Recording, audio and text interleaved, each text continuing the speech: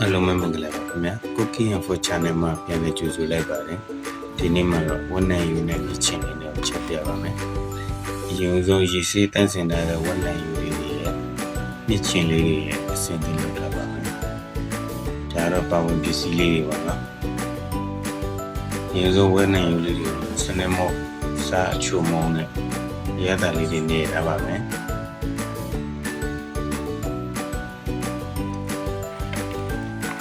ဒီချာလေးနှမ်းစားအောင်နေထားပြီးနှက်ထားလိုက်ပါမယ်ဟုတ်ကဲ့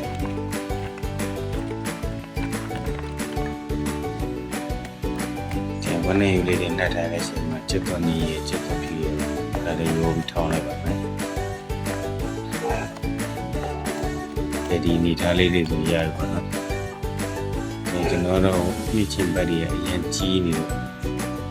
နေတော့ရွယ်လေးတွေပြန်ပြီးတော့ညှက်ပေးလိုက်ပါတယ်ဆက်ကြည့်လေးဝန်းနေထားလေးတွေပါနော်ဒါ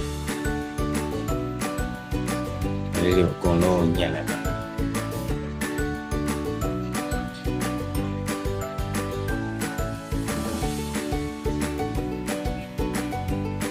ကဲဒါလေးတော့ညှက်ပြီးရတဲ့အနေထားလေးပါနော်ကဲဟင်းချက်ဖို့ပြင်ပါမယ်ကဲနှက်ထားတဲ့ဝန်းနိုင်ယူလေးတွေကိုညှစ်ချင်းရဲ့ညှင်ခင်းကျင်သည်ရဲ့ချက်တော်ထောင်းထားတဲ့ချက်တော်လေးတွေကိုထည့်ပြီးနေပါမယ်။တင်တိုင်းညှင်လေးပါနော်ညှက်ထားပြီးသားလေးကိုလီတာပြီးသားခင်းကျင်သည်လေးတစ်လုံးချက်သားမို့မပြာရည်လေးအနေနဲ့စိတ်မုံတော့စိတ်မုံရောင်တယ်မုံဒါလေးမြင်နေတယ်စီနေနေဒါထောင်းပြီးတဲ့ဂျင်းတက်ပိတ်ပြီးတဲ့ကျက်သွန်နီလေးပါအဲ့ဒါကိုလုံးထည့်ပြီးသွားရင်တေချာလေးနှံ့သက်တော့နေပြီးပါမယ်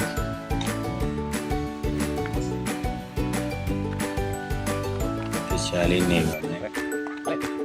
ကဲနေလို့ပြီးသွားပြီဆိုရင်တော့သူ့ရင်လုံးမယ်ပေါ့နော်ဒီလဲစုံစီဆုံးမထောင်းပြီးတဲ့ချက်သွန်ထောင်းပြီးတဲ့စုံစီရတဲ့ရေလေးရဲ့ဒါတေဖို့စင်နေဖြစ်ပြီပါဒီစုံစီရေလေးခန်းတဲ့ဒီရေလုံးပြီးပါမယ်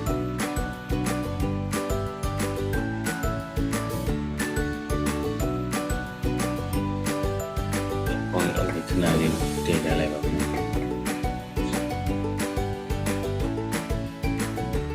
ကဲဒါတော့ပွက်လာပြီစိမ့်နဲ့ချက်သွန်စိမ့်နဲ့လေးလည်းပြောင်းလာလက်ပြီးတော့နည်းနည်းမှုကြည့်ပါမယ်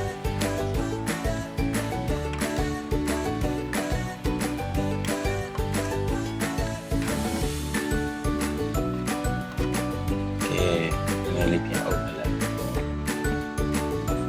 ကဲခုလိုမျိုးစီလေးတွေလည်းထွက်လာပြီဆိုတော့လုံးနာတဲ့ရေလေးလည်းဆမ်းပြီပေါ့နော်ခုလိုချိန်မှာရေလေးထပ်ထည့်ပြီးတည်ပါမယ်ဝန်နေယူလေးတွေဒူးသွားတယ်ကျွန်တော်တို့တည်ရပဲတည်ရပါတယ်ဒီတည်ရပဲထည့်လိုက်ရပါတယ်ဝန်နဲ့ယူလေးတွေမြုပ်တဲ့ဒီထည့်ပြီးတည်ပါတယ်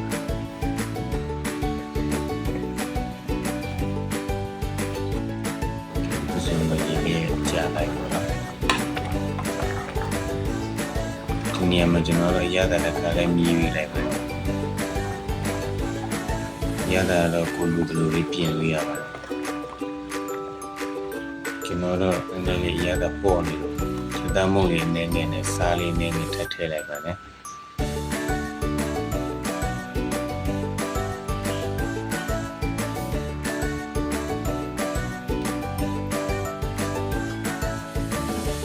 ထည့်ပြီးတော့နည်းနည်းလေးပြန်မှုပြီးတော့အုပ်ပြီးတော့တည်ထားပေးလိုက်ပါမယ်ရေလေးများနေပြီတော့ကျွန်တော်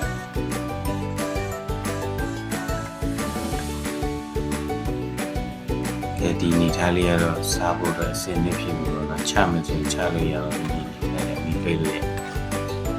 ကျွန်တော်တို့ဒီနေထားလေးပဲကြိုက်တယ်ပေါ့ကဲဒါလေးကတော့စားတော့မှုအဆင်သင့်ဖြစ်တဲ့ဝန်နိုင်ယူနဲ့မြစ်ချင်တယ်ပေါ့နော်